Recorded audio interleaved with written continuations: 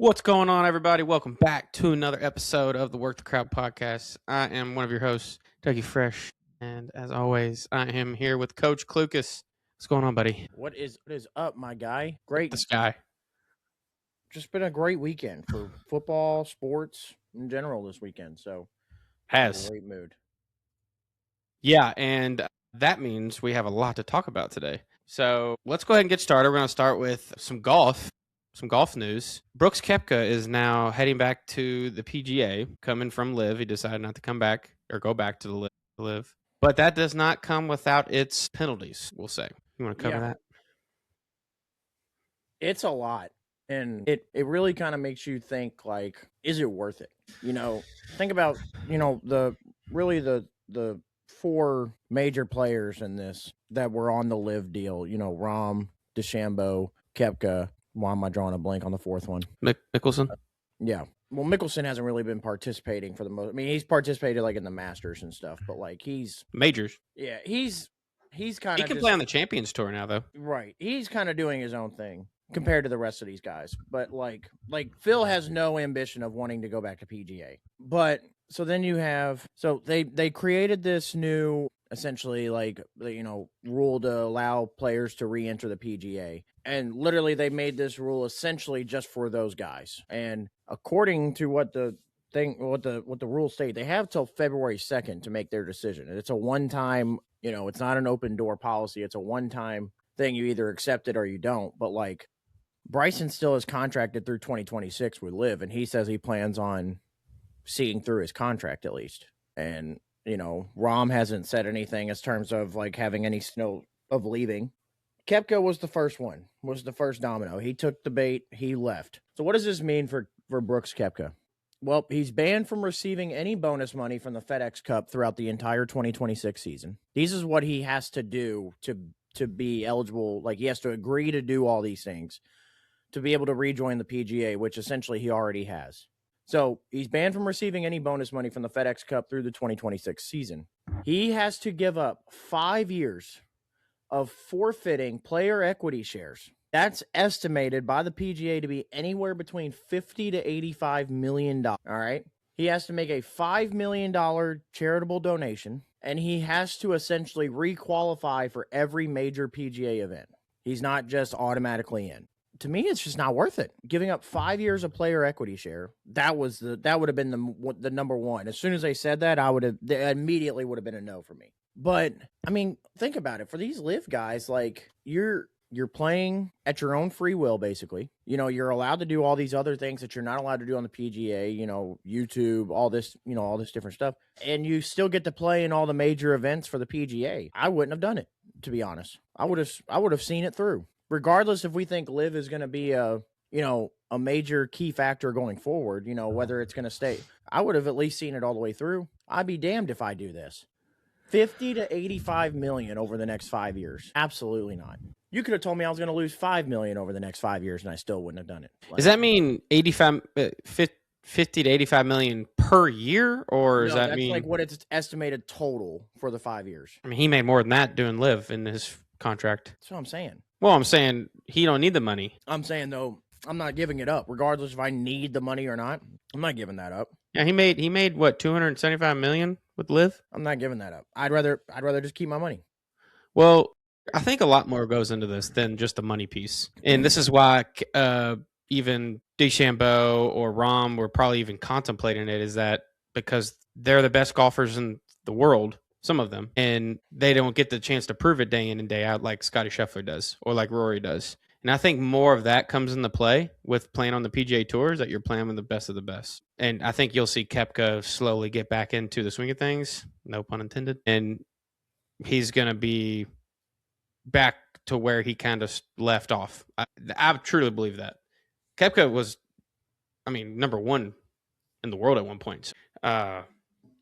I think that goes into this more. I also think the traveling's a lot easier in the PGA Tour. LIV is a lot of far places. I feel like you travel longer distances to play in different places than you did on the PGA Tour. I don't know that for sure, but I feel like they play in like Dubai and over Europe and all that places. You go to one place in Europe, one time for the tour. Maybe you play in Mexico once, but then other than that, you're playing in the U.S. for the most part. So I think that for his family, I think probably had a play in it, and he already made $275 million. He can still make money in playing the majors because he's a major winner, so he gets exempted in those tournaments. So according to this, is based on recent data, it said players on the live tour tend to travel more in terms of total miles and flight time. Now, LIV Golf is only about 14 to 16 events per year, but you're taking long haul flights to Asia, the Middle East, Australia, and Europe. Whereas the PGA Tour is 20 to 25 events, but it involves less, like less airtime, less. Yeah. I mean, if you have a kid, I think he just had a kid, right? Or they were supposed to have a kid or something. Mm-hmm. And he's married and stuff, so I feel like the traveling piece has a lot to do with it. If I would take that. So he did say that was a big role. So they had a miscarriage, right? And, okay. He wanted to be home more. So I understand it from the personal side of why he made the decision. Obviously, to me, that overweighs that and the money wise. He already took the money, but if you took that out of the equation. Like if it wasn't for if somebody like DeChambeau, I understand why he doesn't want to do it. I'm not doing it because I want to be home more or anything like that. Yeah, I'm not doing it. I'm not giving up that money. Koepka don't have YouTube either, and neither does Rahm. And that's another thing is that like when DeChambeau Rahm does a lot with YouTube. He doesn't have YouTube like he does YouTube. Yeah, but neither does Scheffler, and he does too. Yeah, but Rahm does a lot more with other groups is what I mean. They're not going to touch Scheffler. He does what he wants, but right. But there's just there, but I'm sure there's a restriction around what Scheffler can do. Like even with I don't know, is that true? Because I know PGA has had issues in the past with people doing YouTube golf. But yeah, Wesley Bryan, not Scotty Scheffler.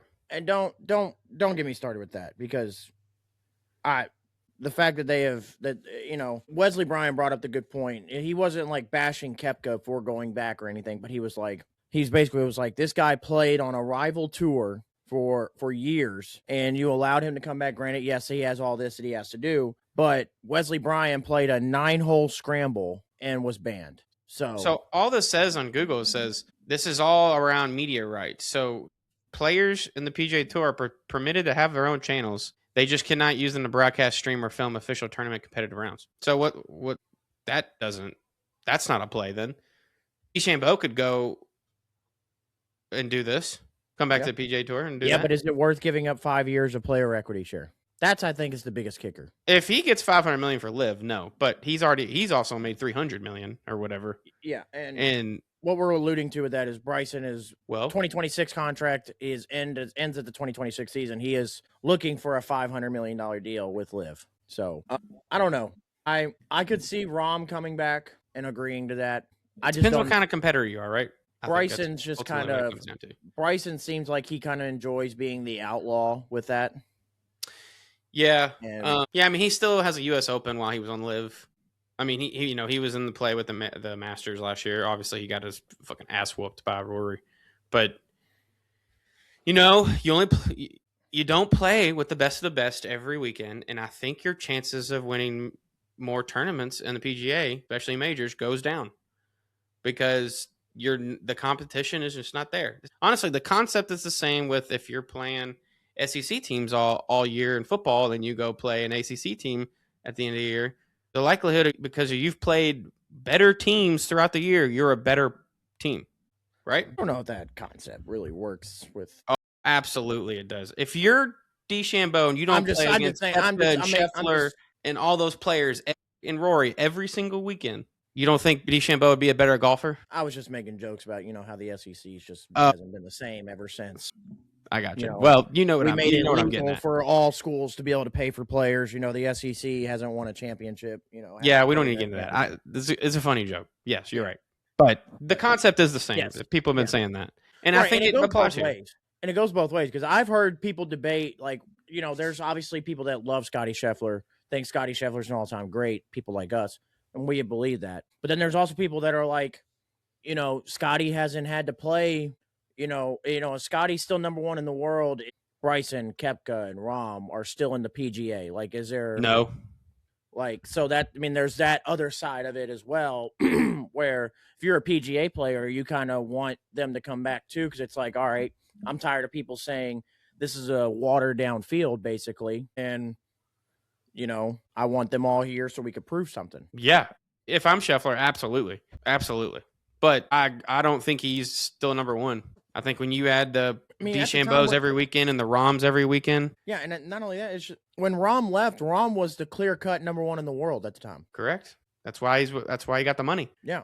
So, and you know, Bryson was still on a come up at the time, but now Bryson's one of the best players in the world. So now you're, again, yeah, like you said, play every weekend against these guys, and the story may be a little different. May not be. Yeah. It may not be. But yeah, but he doesn't get the chance to prove that because of this. So I think ultimately they're going to let them all back. The Koepkas started it all. I think now they have to make it the same. You can't just say, okay, well, DeChambeau, you don't have to do this certain thing, even that Koepka did to get back in. But have to do the same thing. I ultimately think though that's going to make them play harder in the season when they do that stuff, because they have a lot to prove. If I'm Koepka, I'm going out trying to win every single tournament that I got to make up that money. Well, but also like, yeah, you're doing this to me, but I'm coming to show you that I was number one in the world at one point, and there was a reason. So wouldn't be shocked to see Koepka win a major this year. Maybe the later ones. Yeah, it'll take him a minute to get going again. Yeah, not like a PGA nor a Masters. I'm thinking more like U.S. Open, maybe, depending on where it's at. He can't do the FedEx stuff, but I mean, I don't know. British Open's always up in the air because of the way the course is played. But yeah, I mean, I agree. The U.S. Open this year is at Shinnecock Hills Golf Club in New York. Yeah, I don't know what that means, but I don't know how hard of a course that is, but so we'll see. Typically, I feel like U.S. Open courses are kind of hard, but I don't know. I'm excited to see how Koepka plays out. He'll be a player I'm watching this year because he's back. So every major and he was playing in majors before, but he was definitely not the same. But every other major, mid-major tournament, I'm still going to be rooting for the guy. Yep. So. Speaking of people switching sports here, though, but people coming back, Dante Moore of Oregon is returning to Oregon for next year in a kind of wild and shocking move a little bit. It was a projected essentially number 2 overall pick, second quarterback. Some people had him as the first quarterback, even over Mendoza. So essentially number 1, number 2 pick in the draft, because if you weren't going to get drafted by the Raiders, you're probably going to get drafted by the Jets, which some people are joking and speculating that maybe that's why he went back so he doesn't have to play for the Jets. Don't blame the kid. But yeah. This is really kind of the first domino of we're really truly seeing the side of how much NIL can affect a player, whether they decide to go or not. I mean, outside of where a team's going to get drafted. I mean, I don't know what Oregon is fully going to pay Dante Moore to go back. Second overall picks make $9.5 million in their first year. So first overall picks make 10. So I don't know. I think it's interesting now. I think it's smart for Dante Moore, not just because of you don't have to play for the Jets. If you go look at the rookie quarterbacks that have success in the NFL, and it's players that have like 30 plus starts in college. You need reps to play the quarterback position. And you can't just. This is really Dante Moore played. I think it was 6 games with UCLA his freshman year. Because people forget that he transferred into Oregon. He started at UCLA. So he appeared in 9 games at UCLA. Wasn't good. Sat out the last year behind Dylan Gabriel at Oregon. Was a full-time starter this year. He's got 29 total games under his belt. Realistically, out of those, I believe he's only started in like 20 of them. So, but the other interesting piece to this is that Dylan Raiola also committed to Oregon, and he is staying at Oregon, as he says. He says he will back up Dante Moore, take the Dante Moore route, and be the backup next year, and then start the year after. I don't understand that, really. Which part? Raiola is good enough to go start at a major program.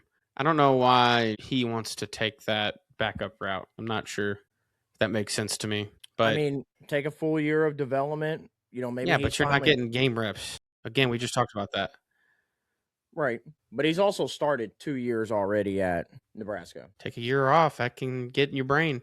Also, he's coming off an injury. Yeah, and that could play a factor in it too. Maybe he's just wanting to take the year, get fully healthy. Now granted, maybe. I'm interested to see how Oregon, if the quarterback development stays the same without Will Stein. Because That's maybe true, he too. has it in his head of, well, Oregon's had a good track record of developing quarterbacks. I can go here, sit a year, play the next year, and get drafted high. But what if the draft development's not the same without Will Stein? It's possible, for sure. So I don't know. But he says now Oregon's got to be offering Dylan Raiola an absolute bag in order for him to stay there and wait out the year. I mean, you're paying 2 quarterbacks a ton of money. But yeah, I mean, Dante Moore going back again. I like it in terms of get more reps in, go in next year. Now, the unfortunate part, though, is now this year was supposed to be kind of the same with certain guys, but it didn't work out. But next year's quarterback class is allegedly supposed to be loaded for the NFL draft. Yeah, I'm gonna say that because now everybody can come back. Right. No, well, people can still go back. People don't play up to par. It all just depends on how it plays out. But like, if you look at some of these guys that are eligible for the 2027 NFL draft, just at quarterback, you have Julian Sayin, Ohio State.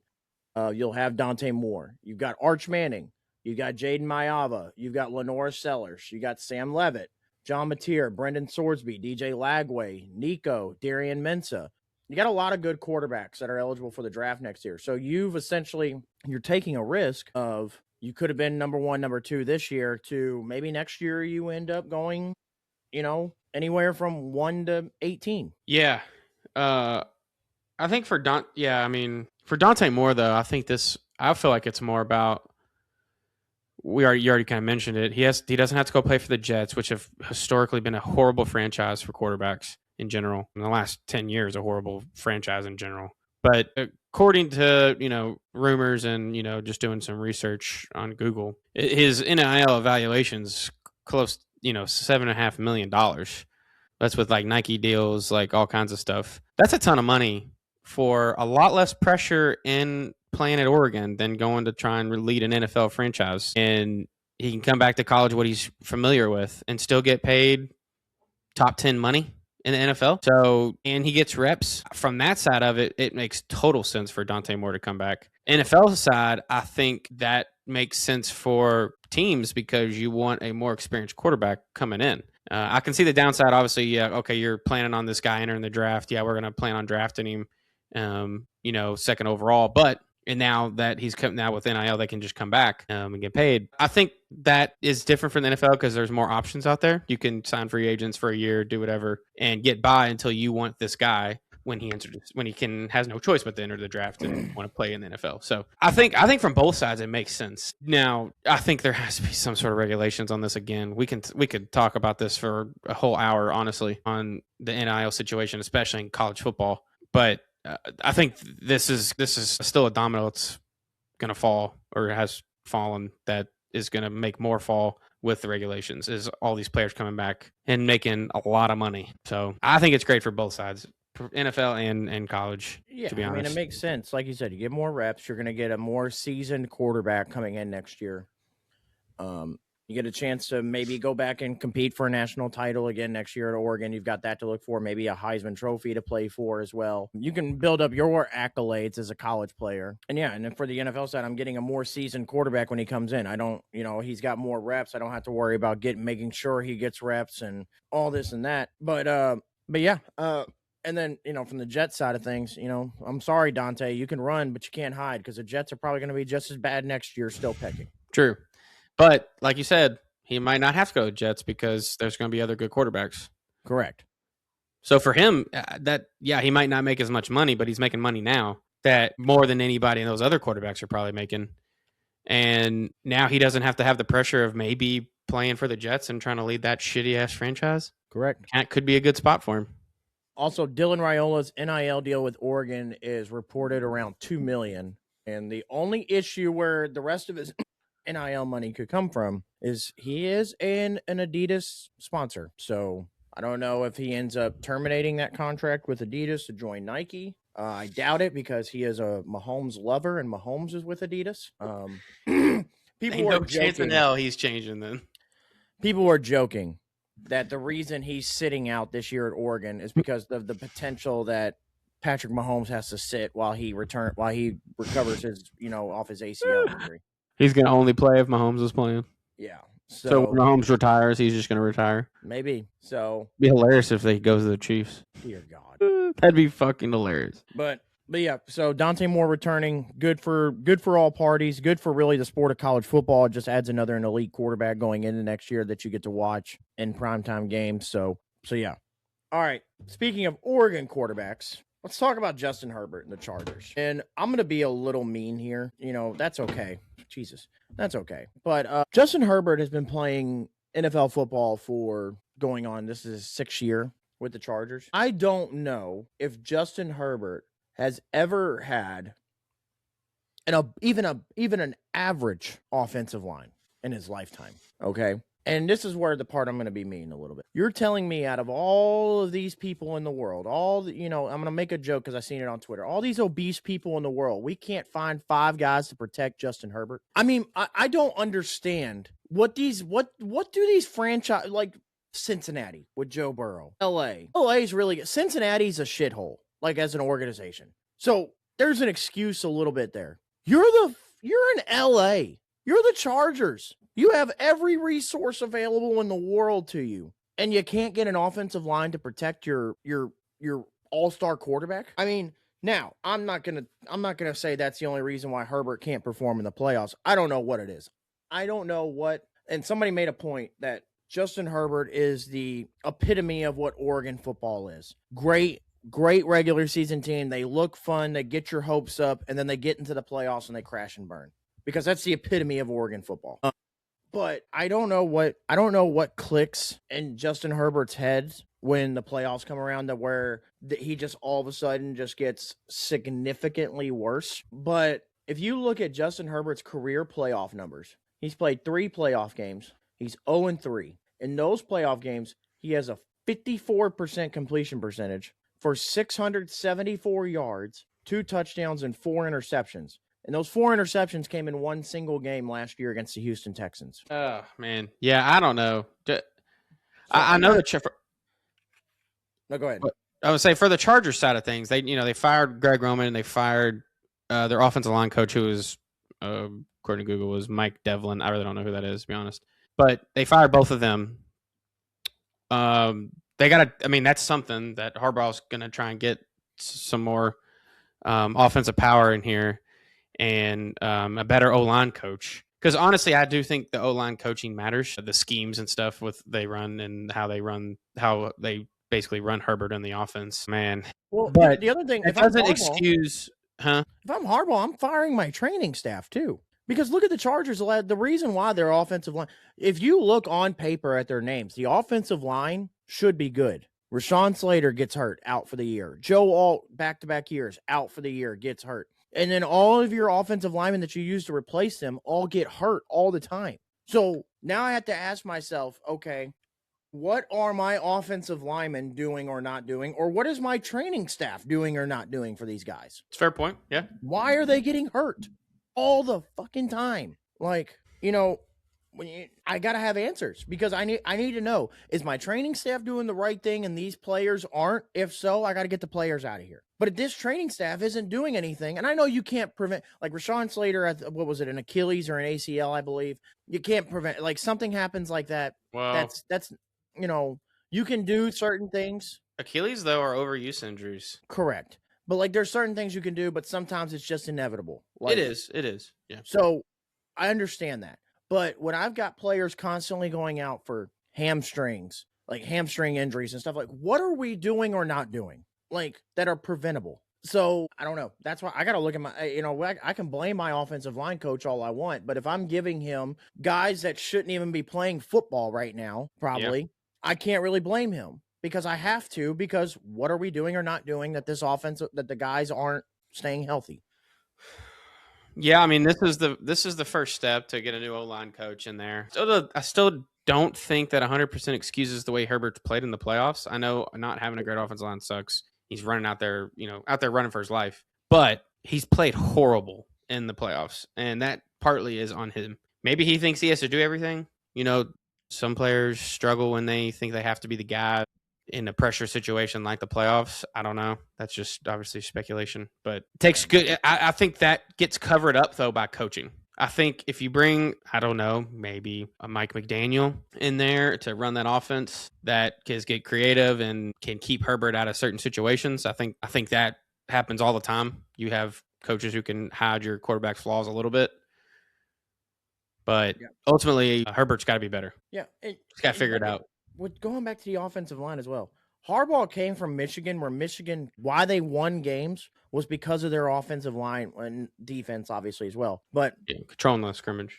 You control the line of scrimmage. So you would think, but prior to him coming in, when they had offensive line problems, he would go, "We're fixing this immediately." Nope.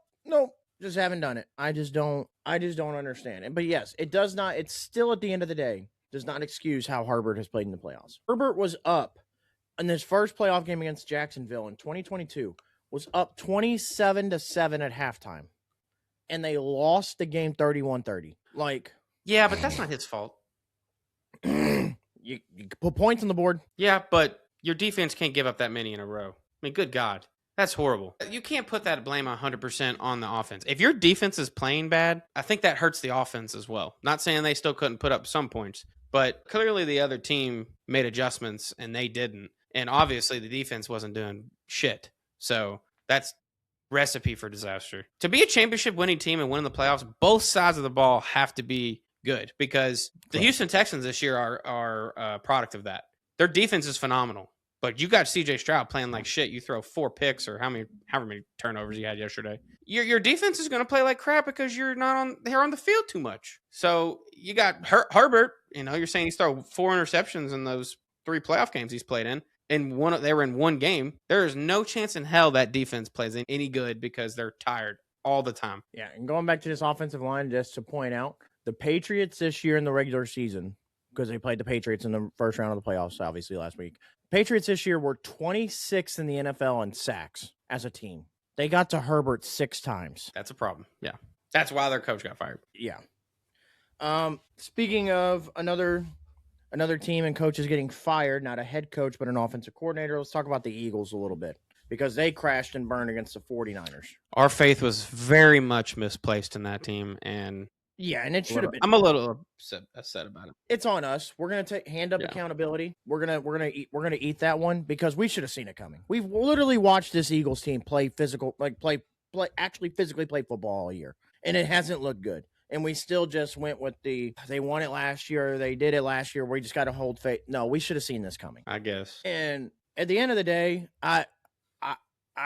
you can fire the offensive coordinator and put blame on the offensive coordinator all you want and all this and that. The guys still have to perform. Yeah.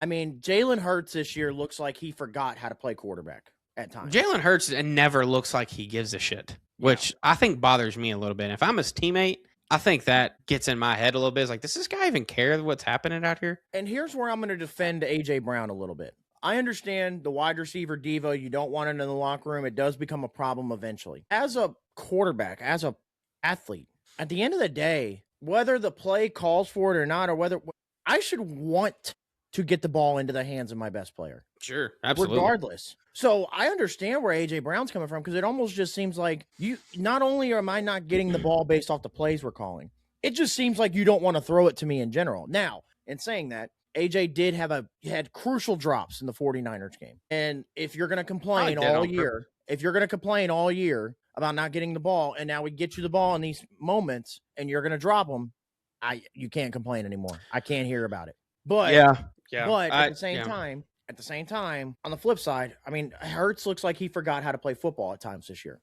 Like he just did not know what to do. And maybe it is all on the offensive coordinator. Maybe that's, not being prepared, whatever. But at the end of the day, also, this is where I can't get over where Sirianni just gets off with this. Nick Sirianni was an offensive coordinator with the Colts when he got hired in Philly. I'm going to repeat that one more time. He was an offensive coordinator before he became a head coach. So if you truly believe your offense is the reason you're losing games and it's not performing, why do you not just take over? I get it. Most coaches don't want to take over. But if it's going so bad, why not just take over? So that makes me truly believe, is Sirianni even a good offensive mind? Because I just watched the 49ers almost clinch a 1 seed. okay, in the NFC. They ended up with the wild card. They play in a loaded NFC West, but they almost clinched the 1 seed. And let's not forget throughout the year, no Brandon Ayuk all year. They lost Deebo Samuel in free agency. George Kittle only played in half the games and then got hurt in the Philly game as well. They've been playing with a makeshift offensive line. Defense has been, I mean, the 49ers, you want to talk about a team that's dealt with injuries? The 49ers have dealt with more injuries this year than anybody, including Brock Purdy, who sat out games, and they had Mac Jones playing. But, and honestly, I get it. The coach of the year is probably going to go to Vrabel because of who he did, what he did, you know, taking the Patriots from where they were last year to this year. But in all honesty, if I'm looking at who did the best coaching job this year, Kyle Shanahan probably did the best coaching job with what he was dealt with this year, with injuries and everything, and to still be in contention for the 1 seed. So that makes me go, if Shanahan can do it, and I get it, Shanahan's on a different level. Shanahan's up there with the McVays and everybody else. But come on, dude. Like, I at the end of the day, I still don't want to hear it, because at the end of the day, you have Saquon Barkley. You have A.J. Brown. You have Devontae Smith. You have Dallas Goedert. You've got people, and they played this year. At some point, you have to just make it work. So I don't know. And now Howie Roseman, the Eagles GM, is going to take over picking the next offensive coordinator, which if you're an Eagles fan, you got to love, because when the last 2 offensive coordinators that Howie Roseman handpicked himself were Shane Steichen and Kellen Moore, and we saw what that became for them. The Eagles went to 2 Super Bowls off that, won 1, lost 1.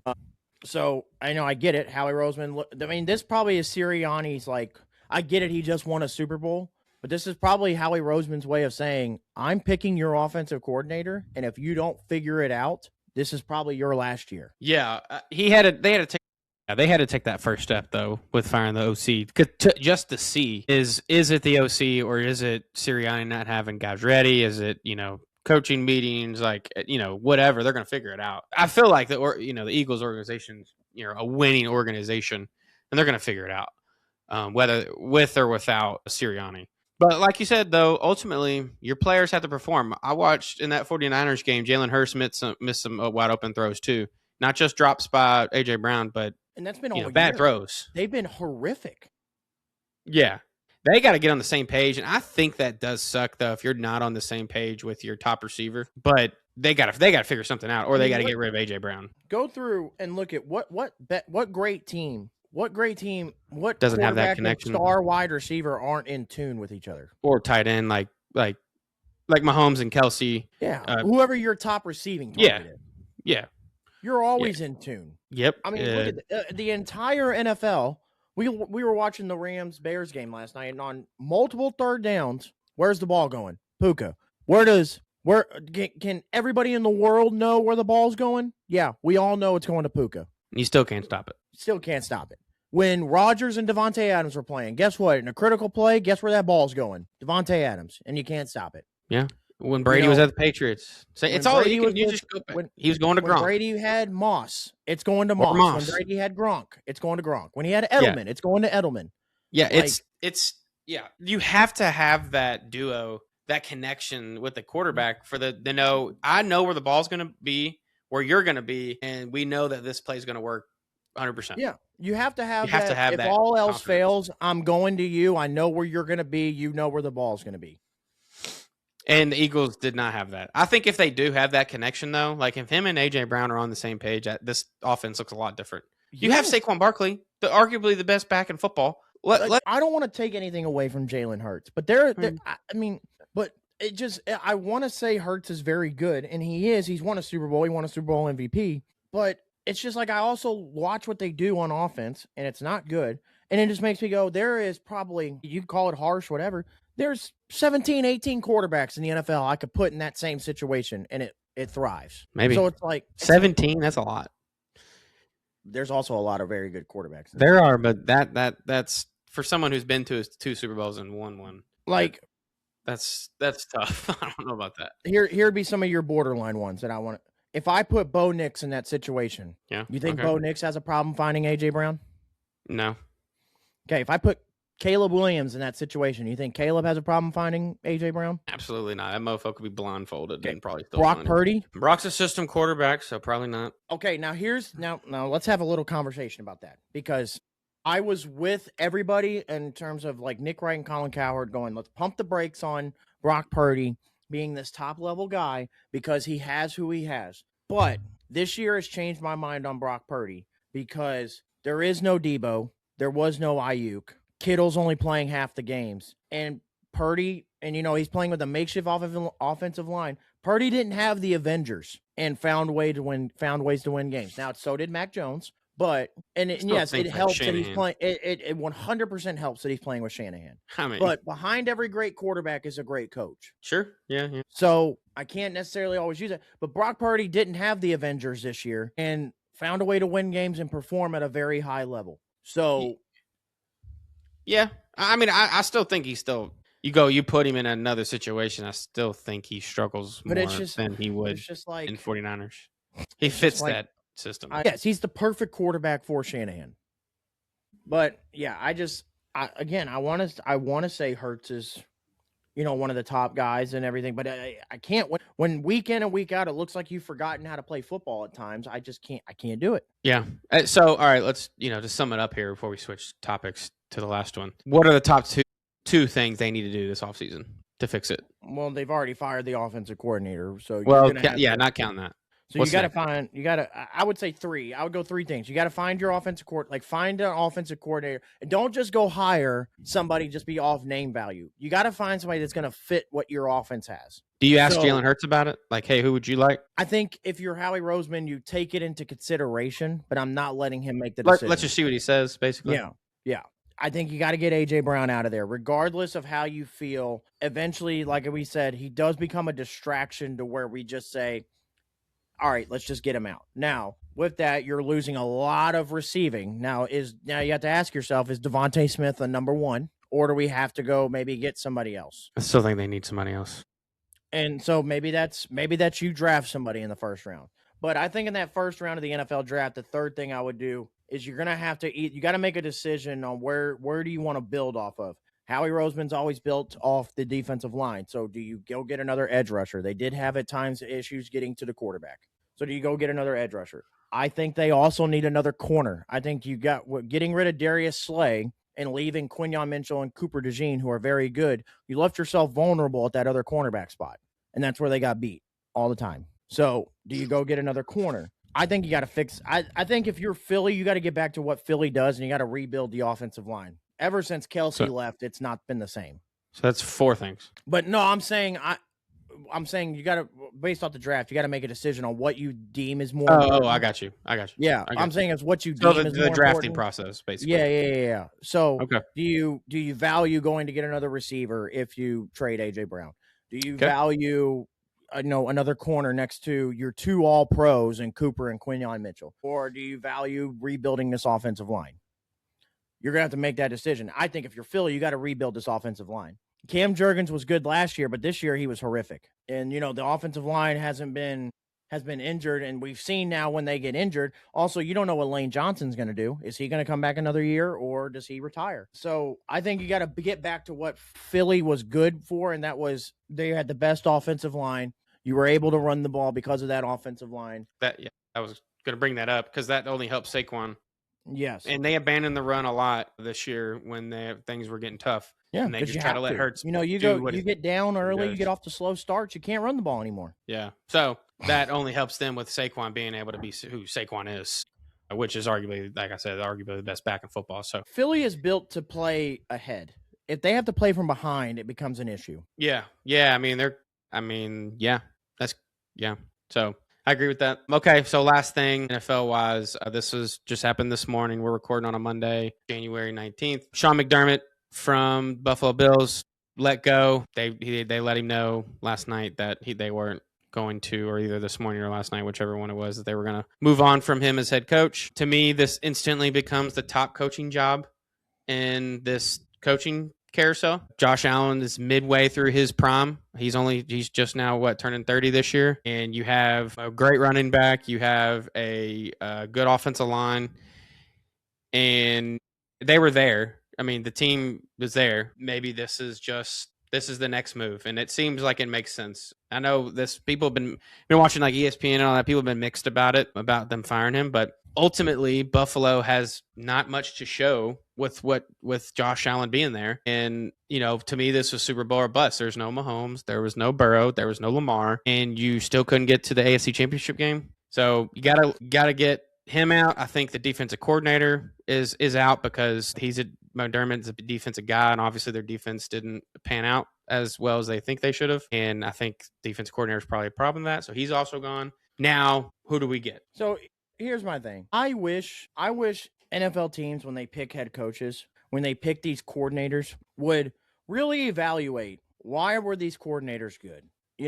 If I look at Sean McDermott was the defensive coordinator for the Carolina Panthers the year they went to the Super Bowl. Let's be real.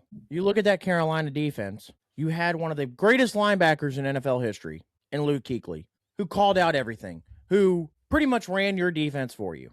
So now, this is why I'm saying, are the players that he has is what made that defense, or was it truly his defensive scheme? So, like, if I go look at an offensive coordinator, like if I go back and I go, wow, Peyton Manning's offensive coordinator really looks really good. Look at that offense Indianapolis had. No, he had fucking Peyton Manning. Like, we see with Josh McDaniels, horrible head coach without Tom Brady. But when he's with Tom Brady, it looks poetry in motion. So Sean McDermott's just a victim of, he had a great player on a defense that pretty much did everything for him.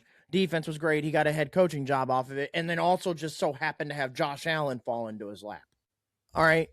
So Sean McDermott should have been fired last year. I think last year, after losing to Kansas City again in the playoffs, when Kansas City was down bad last year, even though they went to the Super Bowl, the fact that you couldn't get it done then, he should have been gone. This year especially, yeah, for sure, he had to leave. I think you got to go pair Josh Allen with an offensive mastermind. You got to get somebody in there with with good plays, a good play caller, that can get Josh Allen to where he doesn't have to play Superman. I've told you that's the one thing with Josh Allen I worry about every year in the playoffs. Is that every year when all else fails, Josh Allen feels like he has to play Superman, and which he does. It cost him. He really does, though. That's the problem. And it cost him. That Denver game was back and forth all game, and there's just certain plays he did not have to make that. Turning the ball over 4 times is atrocious. We can talk about the catch. We can talk about the catch, whether it was a catch, whether it wasn't a catch. We can do that all day long until the cows come home. Guess what? If we don't turn the ball over 4 times, that play doesn't fucking matter. Yeah, you're right. That does matter. And I think this game against the Broncos is one of the few games that Josh Allen really hurt the team. Like the 4 turnovers really hurt. You can't do that and win a playoff game. Which even still then they were in a chance to win. But I think this is, he does have to play Superman. And it almost seems like it just comes down to this anyway. Like 2 minutes left, they're down by 4 and Josh Allen has to go be Josh Allen. And most of the time he does. And you can't rely on that every time. Eventually you got to start drawing up plays that Josh Allen can get easy passes to his top guys. I think you're right. I think you could go pair him with an offensive guy. To me, I think the best fit for this is, I know it wasn't great at the Giants, but I think Brian Daboll is a good fit for this job. And you pair, you spend some money on a DC to pair him with Brian Daboll, and I think that makes sense for Buffalo going forward. That would be my pick. Not a pipe dream, but this was Rex Ryan talking this morning on ESPN. He was like, Belichick's the answer. You saw what he did with Tom Brady, and now you get him the best quarterback on the planet. I still think he's 1 or 2. Listen, the other day I mentioned Belichick to my buddy as a potential candidate for the Ravens. Why wouldn't you? Yeah, Lamar's probably 3 or 4. Belichick's not good for rebuilding teams. Why he never really worked when he was with the Browns originally. He didn't work post Brady with the Patriots. If I give him an established team with the defensive pieces that Baltimore has already, which is why that baffles us every year, why Baltimore's defense falls apart. It's just the names that they have. What is going on there? And then that to me is coaching, 100%. So if I pair those guys with Belichick, if I'm Belichick, I go get an offensive coordinator. I'm not saying like Josh McDaniel because he's with the Patriots. He's not obviously going to leave. No.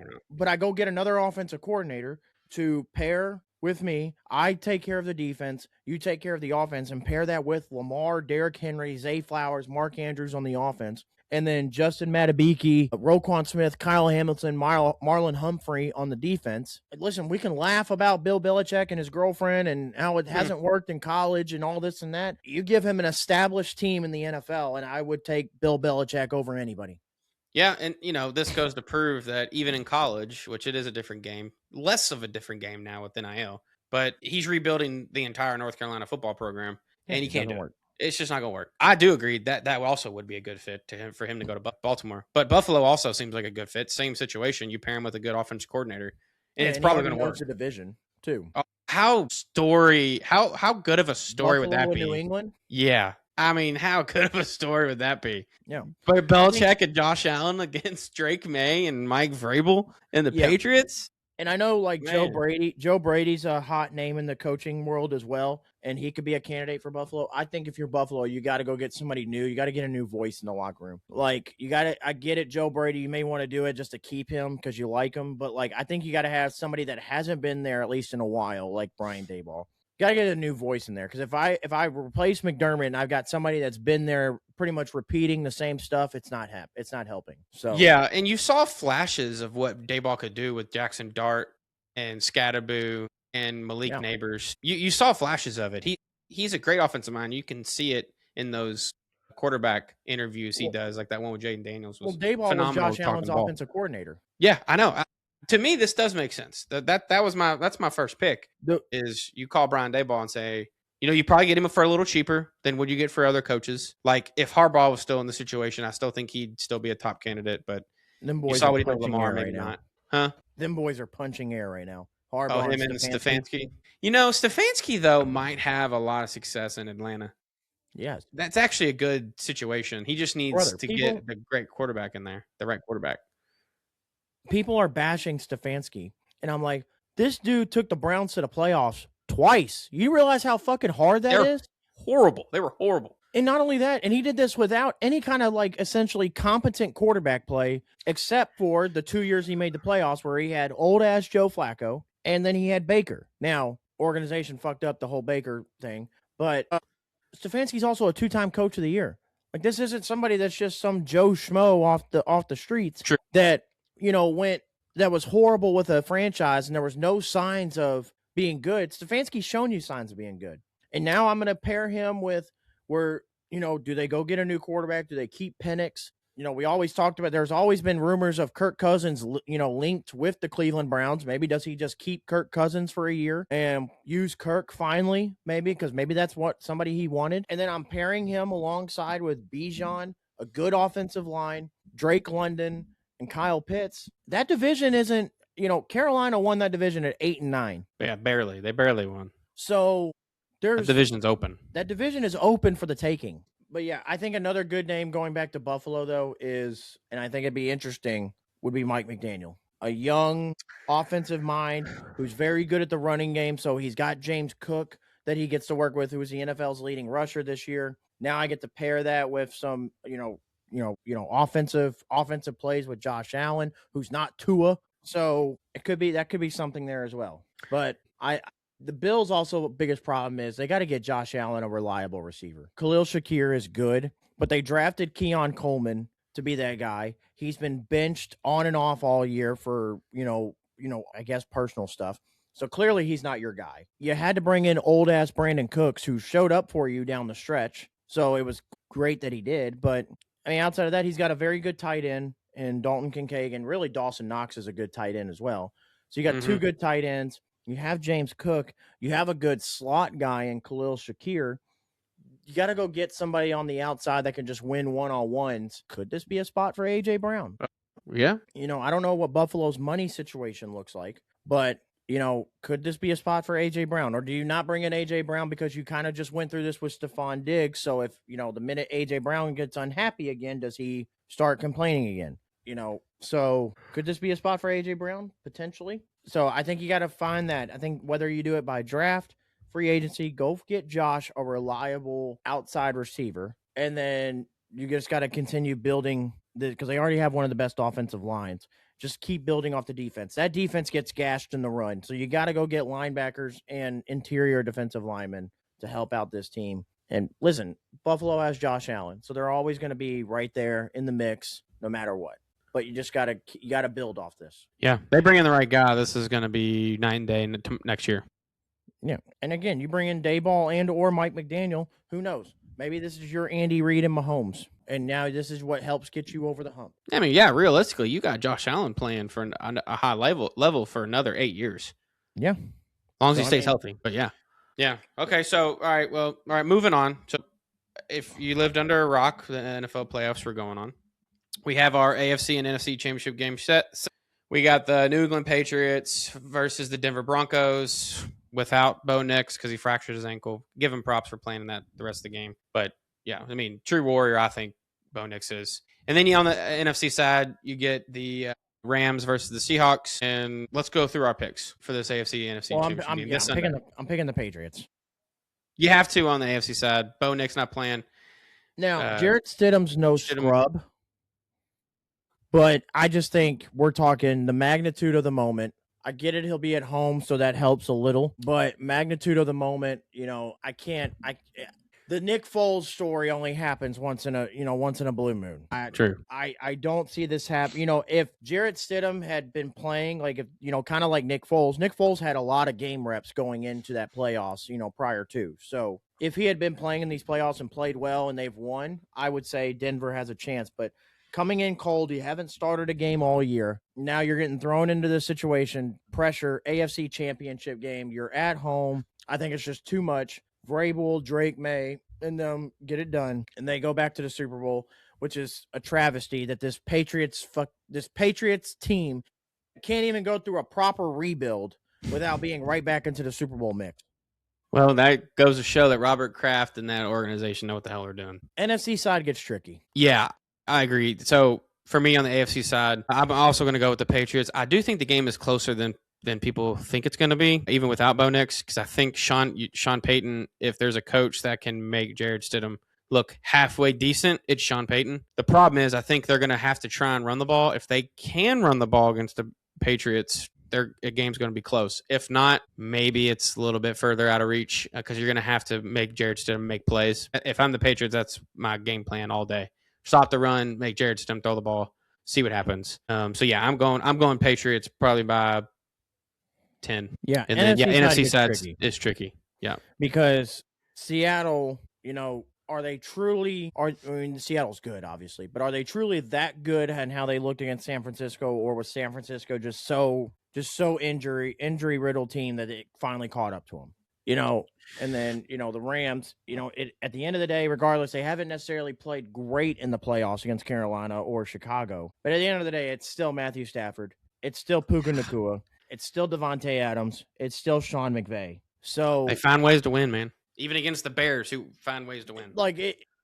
Because he's the only one left, really, in terms of elite. But it almost turns into that Tom Brady syndrome where it's Matthew Stafford. You kind of just pick him and expect it to. Yeah, you can't. You don't pick against him, type of thing. But at the same time, Seattle has the best defense in the NFL and arguably the best receiver in the NFL right now. Well, Puka's got something to say about that, but it's close, man. Arguably one of that dude. We'll just say you got two of the top 5 receivers in the world playing right now against each other. Yep. Seattle's run game is very good, but LA's defense is very good. I don't know because his game's going to be good. I'm torn because I really want Sam Darnold to do it to, complete this whole, essentially comeback for him in his career. But at the end, also, I kind of want to see Matt Stafford win another ring. Yeah, I mean, we've already talked about this some. Stafford wins another ring. We're starting to put him in some serious He's in top 5 consideration. Yeah, I mean, we put him in some high-level conversations. He's already better than Aaron Rodgers. We've already talked about that. So you're going. Who are you going? Let's get your pick first before I go. I think I'm just gonna. My gut says Seattle. I think pick the defense. Yeah, I think I just got to ride. The only thing I could see this being the difference is just the head coaching, the McVay versus Mike McDonald. Yeah, you get down to a close game. Coaching is where coaching matters. Yeah, I will say play calls on your timeouts, stuff like that. Now, Seattle and LA play twice this year. They're 1-1. Both games have been bangers. You can't. That don't even help. I mean, both games were bangers, if I remember correctly. So the first time they met up, So the first time they met up in week 11, it was a 21-19 win in LA for the Rams. Matt Stafford in that game was 15 of 28, 130, 2 touchdowns. But that game, Sam Darnold was not good. 29 of 44, 279, and 4 picks against the Rams.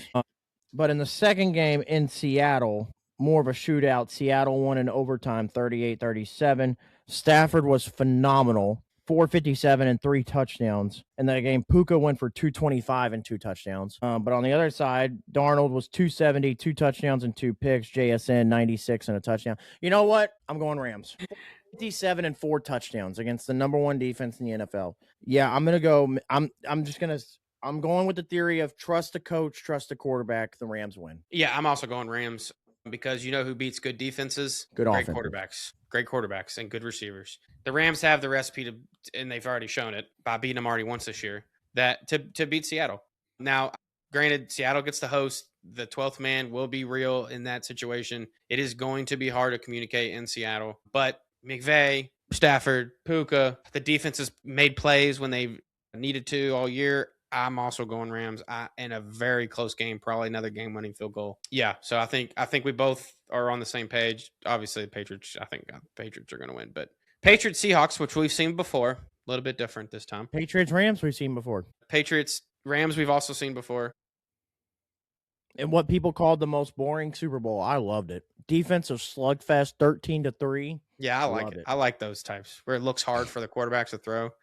Yeah, no, we're going to get us now. Either way, we were getting a Super Bowl, I think, that we've seen before. But ultimately, yeah, I think Patriots Rams. The only matchup that we could see that we haven't seen before is Broncos Rams. Because even at the Broncos win, Broncos Seahawks, we've seen that. Yeah. So, who knows this year, man? This year's been crazy. Great for the NFL. Parity is great for sports. But you know what? It's always the same organizations coming back on top because they know what the hell they're doing. I'm down that hill. If you do not have a GM and ownership that know what the fuck they're doing, you will never get to that spot. You will never, ever get to that spot. What? The Colts. Well, the ownership, I know it's his daughter, but this is all getting ready to change. They get one more year. If that we have another lackluster year, Steichen and Ballard are both gone. Dude, we just watched the Ravens and the Bills, who have won consistently over the last couple of years with all-pro quarterbacks that couldn't get over the hump in the playoffs, say, fuck it, and we're firing their coach. We are going on almost 10 years of Chris Ballard, of making the playoffs like 3 times, losing in the first round in all of them, and we continue to we just keep the guy. Yeah, and probably this should be a topic after the NFL season is done, when the Super Bowl's over. I think we should talk about this, but some more and dive into it. But this goes to show the Rams are knowing what they're doing because they got a coach in there that knows what they're doing. They're back to where possibly in the Super Bowl. Seattle, it didn't take them that long to rebuild. Obviously, the Patriots they're just. The Rams are so good that they had the Broncos, same thing. They had a top tier. He wasn't playing great, but a top 15 quarterback in Jared Goff, and it wasn't doing it for him. And they traded him for Matthew Stafford. That's how elite the LA Rams are. Yeah. Yeah. They said a top 15 quarterback isn't getting it done. We got to get better. Yeah. Yeah. So we'll do our Super Bowl pick after this weekend when the games go on. But right now we both have Patriots Rams in the Super Bowl. So gonna be a wild weekend again.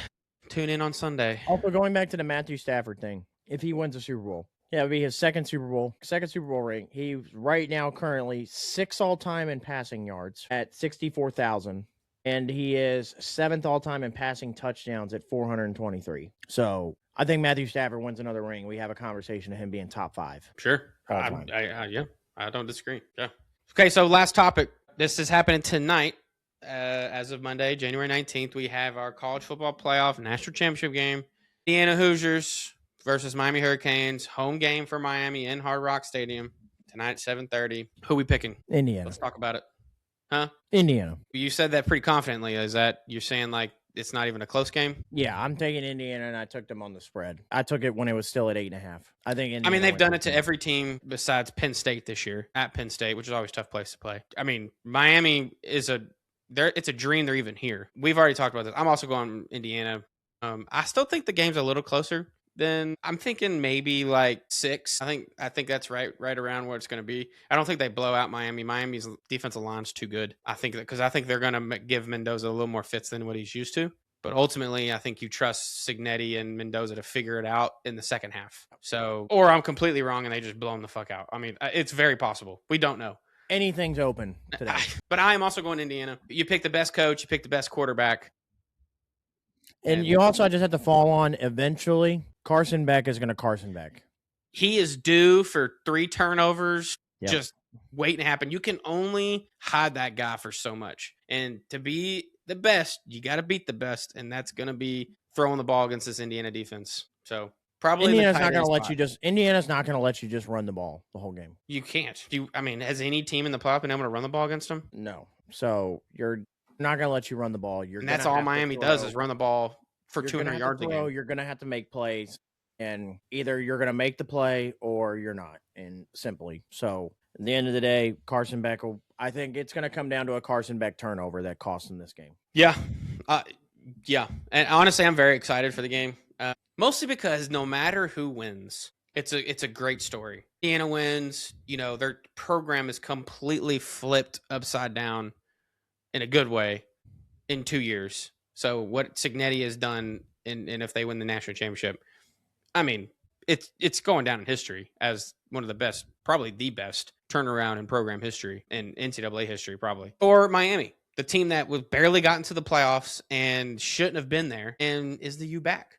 That's ultimately what the question is. If I they think win them just being in the national championship game, the U is back. Simply they're back. Them being there, they're back. But I think you got to cap it off though. Yeah, for sure. So also, can we talk about something real quick? We don't have to go into detail about it. Sure. But we said last week that the downfall of the playoffs and the college football schedule in general. One of the biggest downfalls is you had the transfer portal going on during the playoffs. So now as coaches who advance in the playoffs, you have to make a decision. Do we put sole focus on the playoffs, or do we have to focus on recruiting as well, and all this and that? And we kind of mentioned that this has been hurting Miami because now what does Miami do at quarterback? All these quarterbacks are gone out of the portal. You've been focusing on all these games. What do? Can we talk about the tampering of Miami, of essentially just in the middle of the night snatching Duke's quarterback out of thin air? Darian Mensah, right? Yeah, which is, I think, is a phenomenal get. That's the fact that they were pulling it off. Well, I think he's a perfect fit for Miami. But I mean, did you see what he was offered? $10 million. So right, total comp, pretty much. So he was of the buyout. He was offered, $10 million. $5 million goes to him, and the other $5 million goes to essentially for him to give the Duke for a buyout, basically. A ton of money. And then I'm trying to find the exact picture. Hold on. Nope, that wasn't it. Here it is. So they offered him a buyout, pay out $10 million to make the transfer go down. They offered him a country club housing. They offered him an Adidas deal and a campaign. And his sister gets a full ride scholarship to Miami plus NIL also, and she currently plays soccer at Oregon. What the fuck? Yeah. This part is where the downfall of NIL and everything is. But again, we're not going to go into full detail about it, but we could talk about it maybe next week. But yeah. I mean, ultimately this is the world we live in now. I mean, it just kind of makes you just go like, "Oh my God, what is Miami doing? All these quarterbacks are gone." And then all of a sudden, tons of teams have pretty much admitted to tampering during the season. Because all these no contact tags are coming out and they know exactly where they're going. They can't do that if they don't have a deal already done. So, I mean, there has to be regulation. Now, they also offered Ty Simpson $6.5 million to not go to the draft and come to Miami. He said, "No, I'm going to the draft." He's one of those high moral. He went the high moral way, which I also think Ty Simpson probably looked at it as Dante Moore's coming back. I'm going to be the second quarterback probably drafted. I have a chance to get drafted high. He's just taking his chances and just to potentially go high, and then he might be a ton. See where the dominoes fall. Top 15. But yeah, I mean, just when you thought Miami was down and out, just like that, right back into it for next year. So, but yeah, so again, we can get into that whole messy detail later. But yeah, so this kicks off another great week of sports, college football. playoff championship game tonight. Then you'll have the AFC, NFC championship games on Sunday later in the week. Yeah, so everybody tune in, watch your sports, guys, and then tune in to us. Enjoy the football while it's still here for another I know month. it's gonna be over before we know it.